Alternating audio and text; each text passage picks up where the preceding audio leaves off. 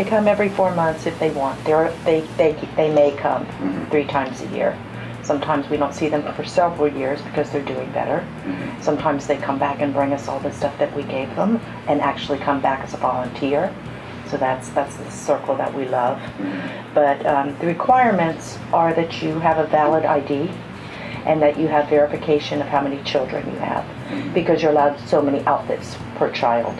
So we would hope that wouldn't happen, but if someone might want to say, I have 10 children and have none.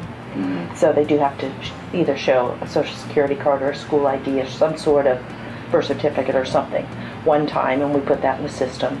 And then we're able to pull up that same client form every time they come in. They receive a client number. So we can make sure they're not shopping too soon, or mostly people are very straightforward and very honest about not trying to trick the system. But being a nonprofit, you have to be accountable. You have to have your records updated. The thing that makes us different, everything here is donated and everything is given to families who need it. No, there's no money exchange, there's no paid staff. All these wonderful women out here today, they just show up. These wonderful women here too, we just show up. But you know, some mornings we open up the door and it might just be Madeline and I, and other mornings we'll hear the back door open and then come like 8 ladies. So it's yay, because now they can sort clothing, they can help families, they can help help people feel good about getting gently used clothing. It's not just Sarasota, it's Bradenton, it's Northport. If they can get here, we'll help them. You don't have to be a resident of Sarasota County. I think we have a woman coming down from St. Pete today. There you go. She just said, I've got to get there and I've got to find a time that I can take work off. When are you going to be there? So she's been planning this for 2 weeks to come down here. Yeah. It's for struggling mothers. I mean, not everybody can go to a mall and buy baby clothes.